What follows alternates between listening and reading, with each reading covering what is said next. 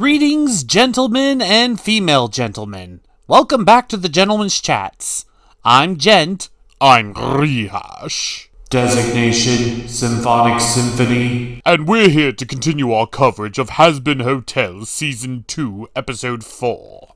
Let's not waste any more time and see how Charlie fares against the demonic hellspawn of the social media. She's going to lose epically, isn't she? Yeah, definitely. Oh, it's not even going to be close. This is Hazbin Hotel Season 2, Episode 4. The episode begins with Charlie deciding to change her tactics against the social media demons. Rather than just do an interview where they can edit, she's going to perform live on television.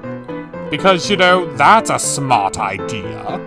And she's doing it alone, without Vaj. The one with common sense. Vaj is trying her best to tell Charlie that she has eggs for brains if she thinks that approaching the social media demons on their turf is a bad idea. But she is absolutely determined in order to clear the hotel's name. I can understand she wants to clear the hotel's name. I can understand her trying to clear her own name. And I can understand she doesn't want Vaggie to get caught in the crossfire.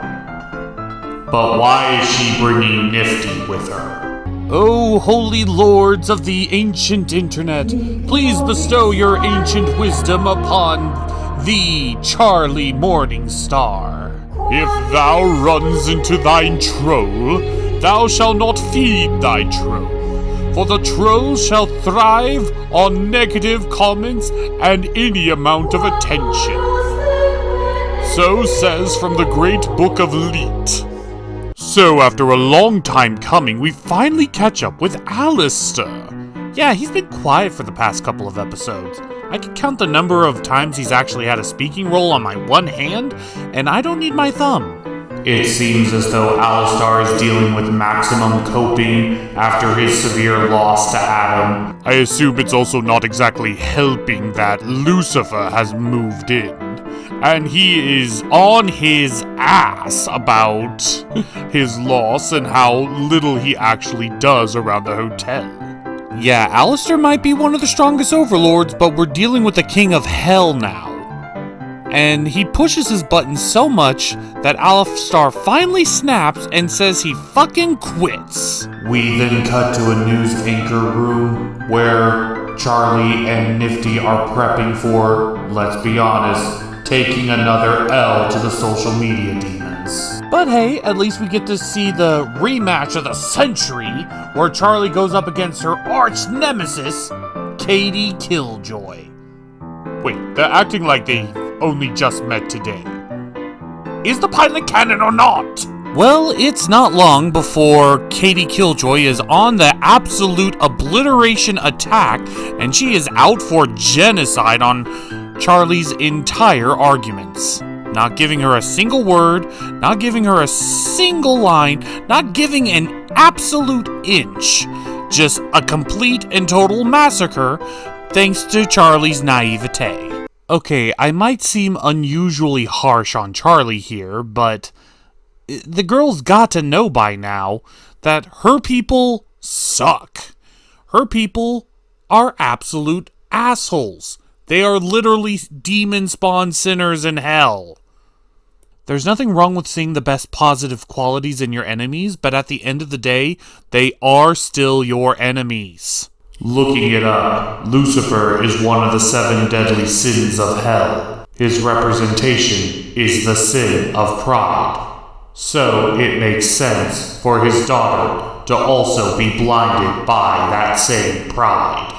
She cannot admit when she's wrong easily, nor can she accept defeat graciously. While that may very well be the reason, that's no excuse.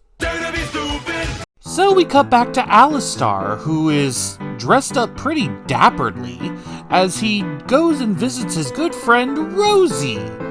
Oh, Rosie, I haven't seen you all season. It's great to see you, love. Well, I love the chemistry between these two, especially when they're having a conversation. But then Alistair dropped the bombshell. He quit the hotel, which has Rosie taken aback a little and says it's not up to him to quit the hotel. But Alistair rebuttals that the deal they made him the strongest sinner in hell, and... Wait, the deal they made? Hold on. Are you telling me Rosie is the one that Alistair made the deal with? Rosie, of all beings, is the one who owns Alistair's soul. I can already hear the screams of all the theorists who said Lilith is the one who owns Alistair's soul.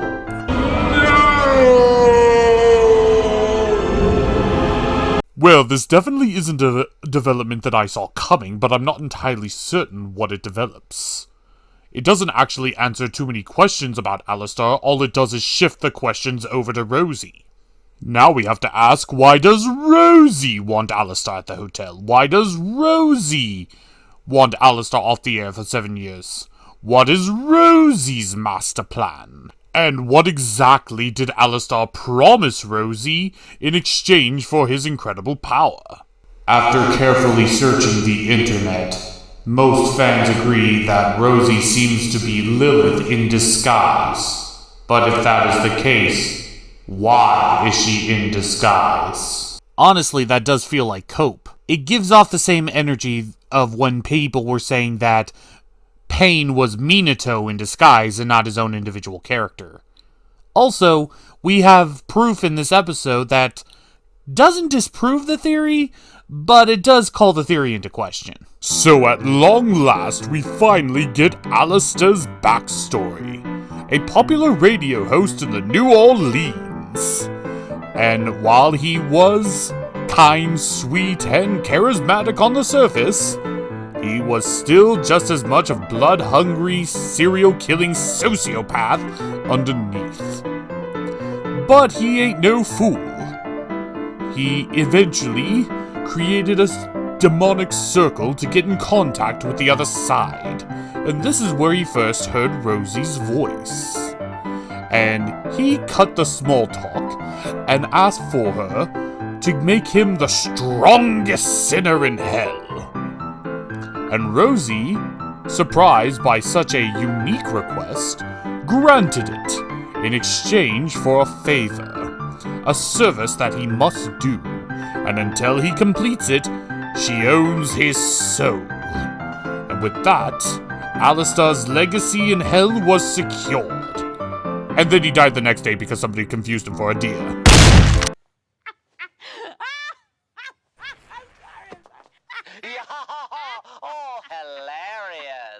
Okay, so how does this disprove that Lilith and Rosie aren't the same person? Well, first off, it doesn't. As I said, it doesn't disprove it, it just throws a wrench into it. The New Orleans didn't actually have a radio station until March 31st, 1922. Even if we consider that it might be 1929, which it doesn't actually say, that is still 10 decades or 1 full century from back then to nowadays, while Lilith was only gone for 7 years. So if Lilith was pretending to be Rosie, what motivation would she have? Well, it could be a rose quartz pink diamond situation.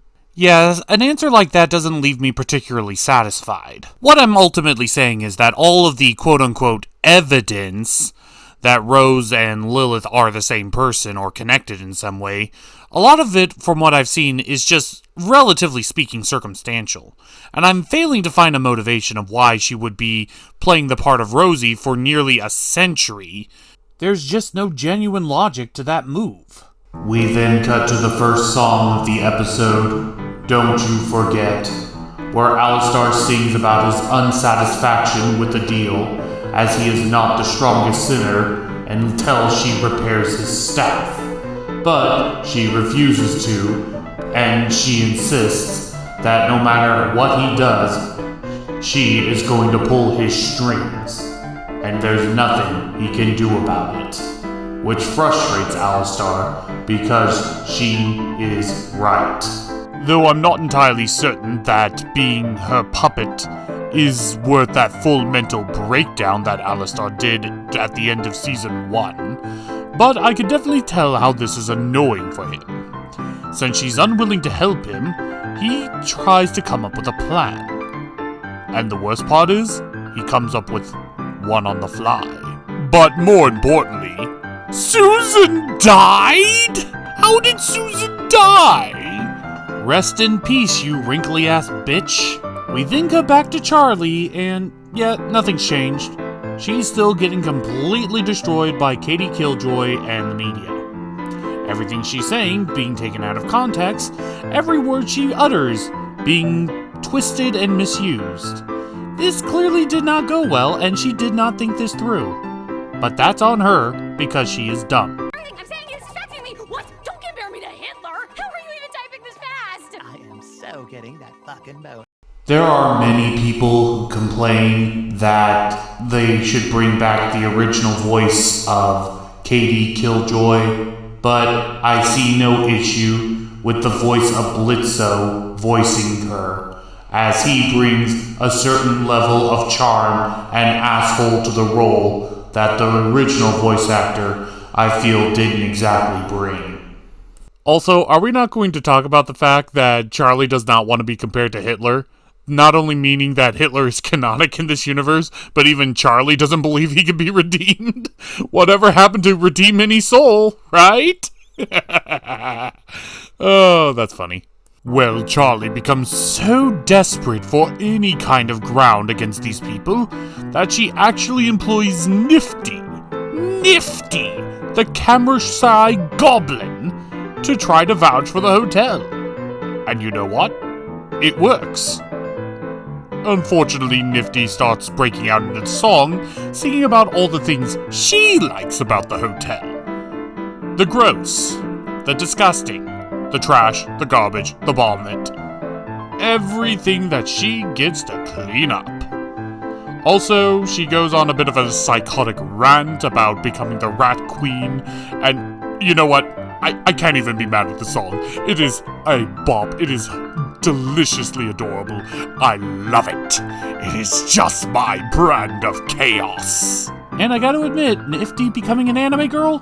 Not on my bingo card. But I guess if Princess Kenny can happen, then anyone can be an anime girl. Can you believe that people try to call this adorable song out for cultural appropriation because Nifty was singing in Japanese? The voice actress is half Japanese. Honestly, if you don't like the show, that's fine and dandy, but don't just keep making up reasons to hate it. It only hurts your own credibility. We later cut back to Alistar, who summons Vox for a chat. Vox immediately appears before Alistar and asks him, degrades him, and wonders why now he wants to challenge him. And Alistar says that he is going to personally take down the V's. Foxy, you can't get all up in this and zip out like that. I thought you liked it when I... Oh, don't tell me. Was I the only one who thought that Vox was in mid-thrust when Alistar called and he came zipping over? Of course you were. You were the only degenerate here. They must never know. So, at long last, we finally see Alistar throwing hands with Vox, and the other V's for that matter. And I gotta say, love a good fight spectacle. This fight was fun, watching a depowered Alistar fighting against 3 overlords simultaneously. I don't think it's glazing too much to say this shows just how powerful Alistar actually is when he's nerfed and fighting 3v1. It's also fun to see all of the different fighting styles of the V's. Vox being an opportunist, staying in lightning and attacking when opportunity strikes, and Valentino summoning a cloud of dust and shooting while his opponent is blind. Velvet definitely has the most unique fighting style, being able to create hard-like constructs with social media influence. The only issue with her is... yeah, hers would be way too slow for me. I mean, could you imagine? Oh, we're in the middle of a fight. Hold on, let me just set up my pull and... Oh, got a bad signal. Hold on. My phone is an update. Hold on. Freaking iOS software. Just give me a second. But the fun doesn't stop there, as Nifty notices that Alistar and Vox are fighting, so she cartoon runs all the way through Sinna City to grab Husk and drag him to the battlefield. And when Alistar's in a dire bit of a pickle, here comes the cavalry. We did see brief glimpses of Husk fighting, but he was fighting what it was effectively fodder. He is a former overlord. He probably has a few tricks up his sleeve. I just didn't realize that they were straight up card tricks, magician tricks, and other special abilities. Also, we see that Velvet is more than just the social media powers. She summons a lot of magic circles. But Nifty is just being Nifty. She is always a treat to fight. But when they're overpowered, Alistar quickly stops the fight to try to make a deal with Vox. Oh, this is either going to be really good or really bad. Either way, it's going to be really entertaining for me. So, from what our understanding, this is the crux of the deal. Alistar will remain Vox's little stooge, being part of his little party and being held hostage to promote his brand. However, in exchange, he has to meet two requirements. One, letting his friends, co-worker, people, slaves, letting Nifty and Husk go, and not lay a finger on Charlie Morningstar. Vox, seeing the goldenest of golden opportunities, agrees without hesitation or even putting his own stipulations on it. And thus, a deal was made, and Alistar is now Vox and the V's prisoner. Which is massive headline news. So big of news that Vox enters his own studio, cuts Charlie's sabotage of herself short just to promote I beat Alistar. And it's a massive celebration. He goes completely overboard with how petty he is.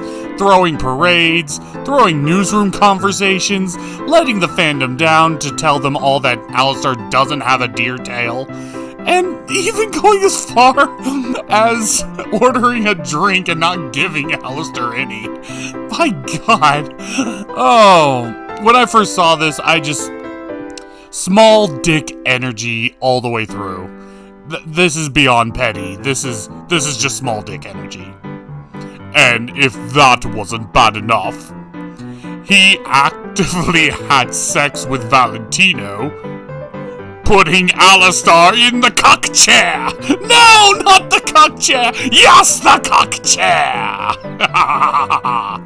Putting aside rehash and Jen's immaturity, why do I feel like Alistar is exactly where he wants to be, and the only one who wants to be there? So, with all the pettiness, celebrations, and gloating out of the way, we finally get Vox asking the real questions. Why now? Why join him now? What's so special about the hotel? Alistar, being Alistar, plays coy and acts like a petty little bitch, asserting that even though he's tied up in a hostage, he still holds way too much power over Vox. Vox tries to reclaim the situation under his control, but that's when Alistar starts hitting him in the low blows, and putting him on Bluetooth speaker to boot. We then get a flashback of the fateful conversation that started this whole rivalry, where we see a very young, upcoming overlord Vox, who is fangasming over his crush being in his vicinity. And it's cute how Alistar is humoring him as he's boasting and talking and just fangasming over his idol. And that's when he drops the bombshell. He wanted to team up. and work together. Radio and television. What could be better? They could control all of hell as partners. And then Alistar, well, proves that the worst thing you can say isn't just no. He laughs in his face, brutally dismantling his argument bit by bit, calling him weak, pathetic, worthless. He knew he was pathetic, but he didn't imagine he'd be asking for help. Vox was definitely taken aback and wondering, I thought we were friends. Which Alistar laughs even harder. There are no friends in hell. Only people you can use, exploit. Friendship? Oh, he just tore him a new asshole. Which, this rejection is what sparks the Vox we know today. No wonder he's so upset. It's all Alistar. It's always been about Alistar. Proving himself. And even now, Alistar still looks down on him. Tied to a chair, gagged, put in the cuck room, he still holds all the power over Vox. Claiming he's still nothing without the other V's.